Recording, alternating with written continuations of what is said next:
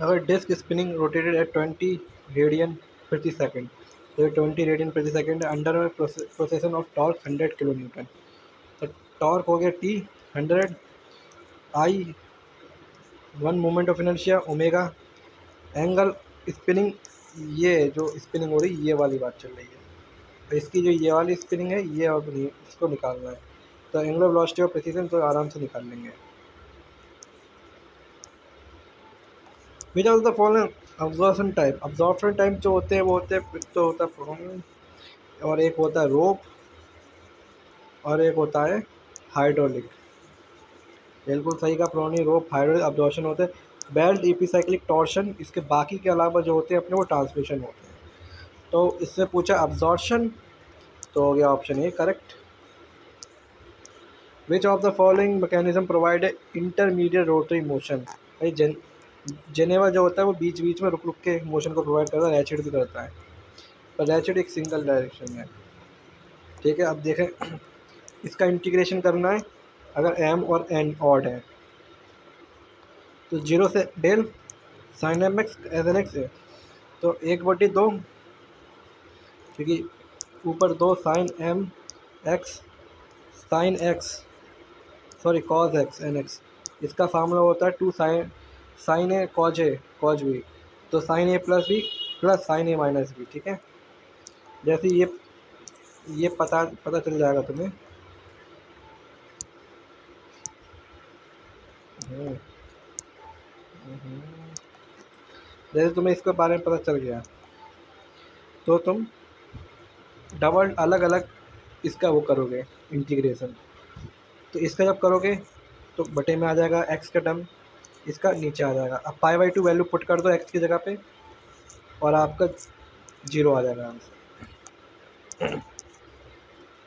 अगर हम यहाँ बात करें तो ये तो साफ पता चल रहा है कि ई का ही है, लेकिन कौन सा है ई का 10x cos x। तो देखो 1 plus x square upon 2 minus x square upon 3। चलो एक बार चेक कर लेते हैं। लेट्स ऑप्शन सी ले लिया हमने। तो फंक्शन में ई टू पावर साइन एक्स की जगह पे 0 डाला तो इसकी वैल्यू 1 आई, इसका इंटीग्रेशन करा फिर 0 डाला 1 1 1। मैक्लॉरिन सीरीज हमें पता है F0 x x dash 0 x square F triple 0 double 0 x Q triple 0 x की पावर 4 फोर 0। जब सब जगह पुट किया तो हमें मिला 2 फैक्टोरियल 3 फैक्टोरियल 4 फैक्टोरियल। इसकी वैल्यू जब पुट करी तो यहाँ पे 8 हुआ, 2 हुआ, यहाँ पे 1 हुआ।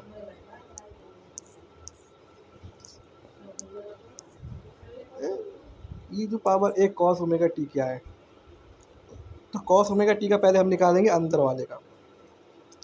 क्या होता है, एस ऊपर आएगा, एस स्क्वायर ओमेगा स्क्वायर नीचे आएगा। फिर बाय शिफ्टिंग प्रॉपर्टी अब ई टू पावर ए टी आ गया, क्या कर जाएगा एस की जगह पे हमें एस माइनस ए पुट करना पड़ेगा, माइनस ए, तो यहाँ पे इसका आंसर ये आ जाएगा। ठीक है, तो आगे बढ़ते हैं। वी दे रखा है, कर्ल ऑफ वी निकालना। कर्ल कर्ल का मतलब होता है क्रॉस प्रोडक्ट। क्या होता है, कर्ल का मतलब होता है क्रॉस प्रोडक्ट। तो del over L X del over del Y del over del Z, हमने यहाँ पे इसकी वैल्यू को पुट कर दिया। पुट किया, पहले इसको छोड़ा आई को, डेल वाई डेल जेड के किया, 0 आ जाएगा, बस तो मिटा देते हैं। तो यहाँ पे देखो ध्यान से, इसको छोड़ा, इसका किया 0 हो जाएगा, फिर इसका किया या 3x आ जाएगा, फिर इसको छोड़ा, इसका इसके साथ किया 0 आ जाएगा। ऐसे करने के बाद इक्वेशन बनेगी। Cos dash can be expressed, तो ये तो बहुत सिंपल है, ये तो डायरेक्ट फार्मूला है इसका, तो option A is correct. Cos Z में प्लस आता है, एक तरफ माइनस एक तरफ प्लस। ठीक है, आगे बढ़ो।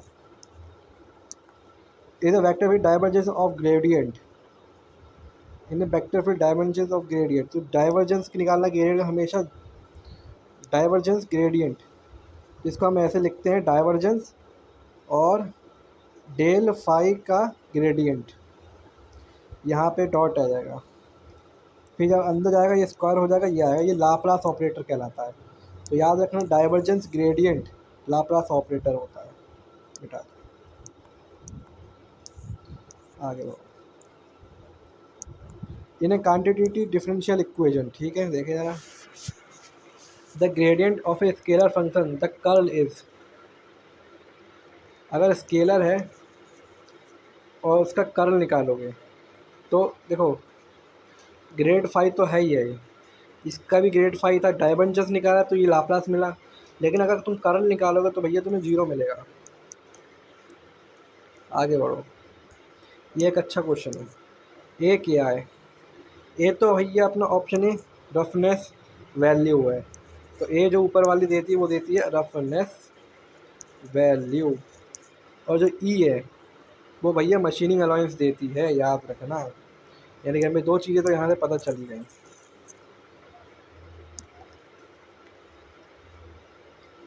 पहले तो रफनेस अलाउंस, मशीन अलाउंस। आगे बढ़ो,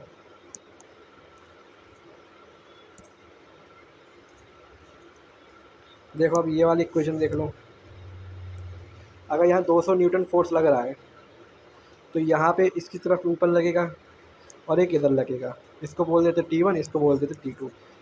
इसके बीच में एंगल कितना है? अगर ये 30 है, ये 30 है, तो ये हो जाएगा अपना 60, और 180 में से 60 गया तो बचा 120, ये 120 हो गया। अगर ये है तो ये 30 है, ये 90, यानी कि ये सब 120 है। अगर सब 120 है तो भाई साहब अपनी लैमिस इक्वेशन पुट कर दो, आ जाएगा आंसर। आगे बढ़ो, अगर ये कोई वॉल वेट है, 100 न्यूटन का फोर्स लग रहा है, और इस पर पुट कर, इस पर तो क्या लिखा है, क्वेश्चन क्या है, कितना पी नेसेसरी है? तो इसको जब तुम इधर पुट करो, वर्ज करोगे तो 45 इधर आएगा, तो 100 कॉस 45 इधर, और इधर 100 साइन 45, ठीक है। इसको भी हम वैसे अगर टर्न करेंगे तो ये हो जाएगा अपना पी कॉस 45 पी साइन 45, तो नीचे वाला तो जो है वेट वो इसके दोनों के सम के बराबर हो जाएगा, लेकिन इधर वाला जो है इसके बराबर हो जाएगा, यानी कि इसको जब सब सॉल्व करोगे तो पी की वैल्यू डायरेक्ट निकल जाएगी। अब देखते हैं इसका आंसर कैसे है। ठीक किया, पी कॉस 45 आया, लेकिन यहाँ वेट मैंने कंसिडर नहीं किया, यहाँ वेट भी लेना है, ठीक है। और फ्रिक्शन दे रखा है, यानी म्यू ऊपर भी आएगा, म्यू एन भी आएगा, तो बहुत सारी चीज़ें तो छूट गई थी इसी चक्कर में। तो सबमिशन जब वाई किया, यानी कि ये डायरेक्शन, तो डब्लू कॉस थीटा और पी साइन थीटा आया। एक्स किया तो ये टर्म आ गया, फ्रिक्शन आएगा, ये आएगा, ये आएगा, वेट आएगा, मतलब ये तो ऐसे तो कोई स्लिप ही नहीं हो रहा ना, ये तो कोई मूवमेंट ही नहीं हो रहा, तो ये बराबर ही हो जाएंगे एक दूसरे के। जब यहाँ पे एक चीज़ और नोट करो, इसको डिलीट करो, कि एन की जगह पे हमने ये पुट करा, जो इक्वेशन वाली आई, जब तुम इसको सॉल्व करोगे तब तुम्हें 60 आ जाएगा इसका आंसर।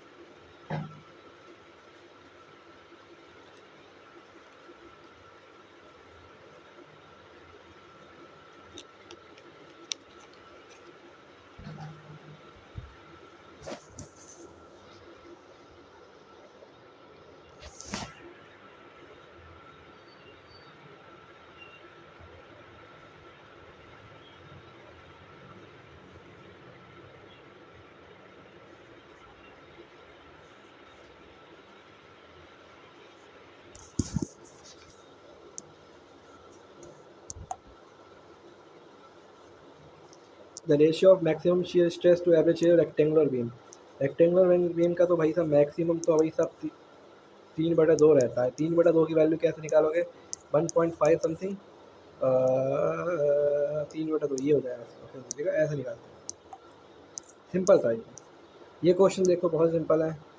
देखो इसमें क्या है कि बेंडिंग मूवमेंट निकालना है मिड पे, ठीक है। तो बेंडिंग मूवमेंट निकाल, आर ए आर बी निकालो पहले। तो आर ए आर बी कैसे निकालोगे? पहले तो ऊपर ये 4 एक के साथ लग रहा था, ये 4 न्यूटन तो हो ही जाएगा, R A plus R C, 4 तो हो ही जाएगा। अब इसके अकॉर्डिंग बेंडिंग मोमेंट ले लो एट पॉइंट बी ले लो, चलो बेंडिंग ले लिया। तो आर ए कैसे निकाला, 4 × 1.5 × 2। ये थोड़ा डायरेक्ट निकाल दिया, ऐसा ऐसा नहीं निकलेगा। तो अगर मैं बेंडिंग मोमेंट ले भी लूँ यहाँ से, थोड़ा रुको डिलीट करता हूँ, तो क्या है ना, यहाँ से अगर मैंने बेंडिंग मोमेंट लिया, ठीक है, यहाँ से एम ले लिया, तो यहाँ से आर ए माइनस का डब्लू नीचे की तरफ लगेगा 0.5, तो इसका ये आंसर आ जाएगा। ठीक है, ये steel machine element by axle stress लग रहा है, यानी कि ये ऑब्वियसली यार बाई एक्सल ही है। 2 प्रिंसिपल स्ट्रेस दे रखा है, बॉन्ड मिसिस लगाना। बॉन्ड मिसिस मतलब यानी कि मैक्सिमम शेयर नहीं गैप, अरे यार कौन सा लगाना है, मैक्सिमम डिस्ट्रीब्यूशन एनर्जी थ्योरी यहाँ पे लगाना है। Bond Mrs maximum distribution energy theory लगाना, यानी कि सिग्मा स्क्वायर, सिग्मा 2 का स्क्वायर माइनस का sigma 1 minus sigma 2, put the value get the answer. अभी देखो यार यहाँ पे स्प्रिंग लगे हैं, ये जो 2 स्प्रिंग देख लो, ये तो सीरीज़ में है यार, तो ये तो अपना ऐसे हो जाएगा 1/k1 + 1/k2। ठीक है, ये दोनों पैरेलल हैं, ये तो डायरेक्ट जुड़ेंगे ऐसे करके। ठीक है, इसको जब मिटा लो 1 मिनट के लिए। ठीक है, अगर हम देखें, सॉरी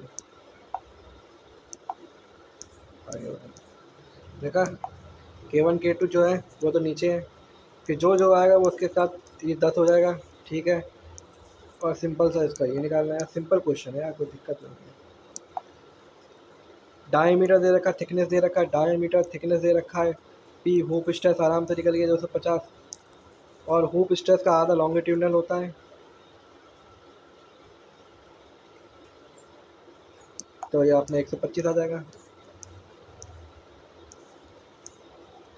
लॉन्ग सिलेंडर कॉलम क्या होता है, uniform cross section, buckling load इनके both end hinge, both hinge का मतलब होता है L/2, L/2, यानी कि ये तो कटे, यानी कि यहाँ ये एन बचे, अब एन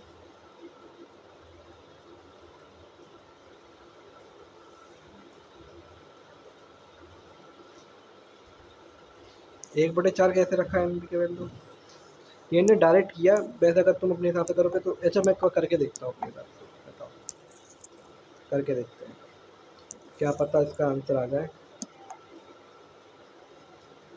देखो दिखाया गया कि बोथ एंड हिंज, ठीक है, तो पाई स्क्वायर से ई आई तो कट ही गया, ये सब कट गया, यानी कि ये L2 ऊपर वाला आएगा, L1 नीचे आएगा। L2 कितना होता है अपना, वो 1/, तो सॉरी स्क्वायर होगा इसका, तो 1/L1 हो जाएगा, तो L1 से L1 करे 1/4 आया, यानी कि सही था 0.25, यानी कि इसका सही निकाला है।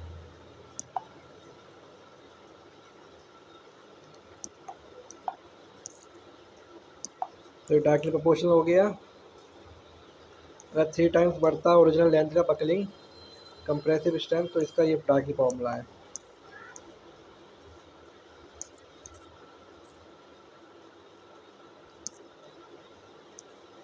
ये देखो ये क्या है, ये देखो स्ट्रेन एनर्जी का फॉर्मूला है, बहुत ही इंपॉर्टेंट, सिग्मा स्क्वायर अपॉन ई 1/2 रहता है, ये याद कर लो फॉर्मूला इंपॉर्टेंट डेफिनेट फॉर्मूला।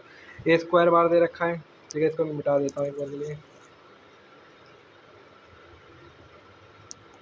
मिटा दिया, मिट जा, ले भैया मैंने मिटा दिया, मिटना।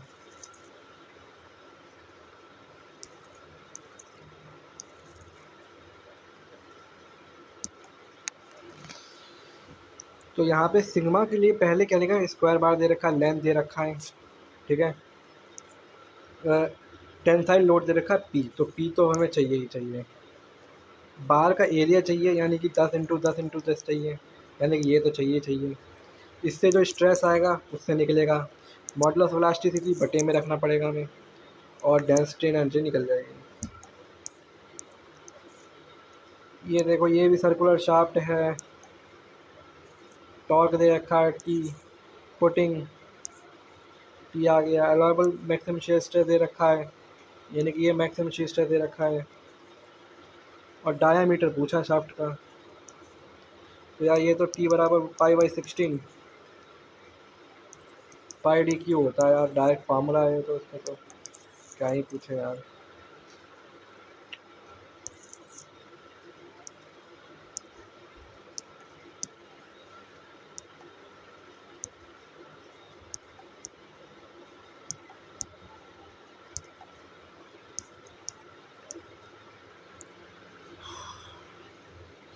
S is the applied stress, C is width of crack, and R is the radius of curvature at the tip of the crack.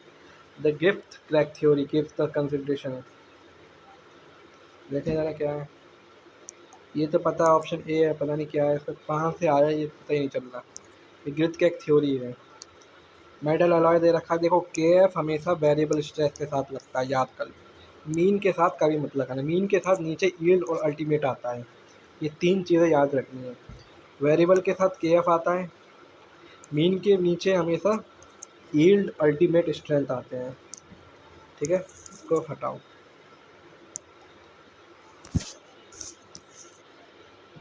अब क्या है, maxim bending, obviously mean stress निकालना है, मैक्सिमम कितना दिया होगा, तो मैक्सिमम दे रखा है 200, तो 150 आ गया या 50 आ गया। के एफ वन दे रखा है, मतलब fatigue stress concentration factor one दे रखा है।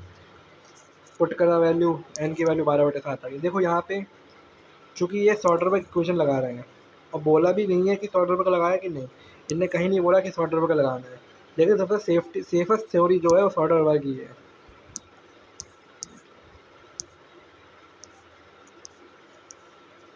चलो आज के लिए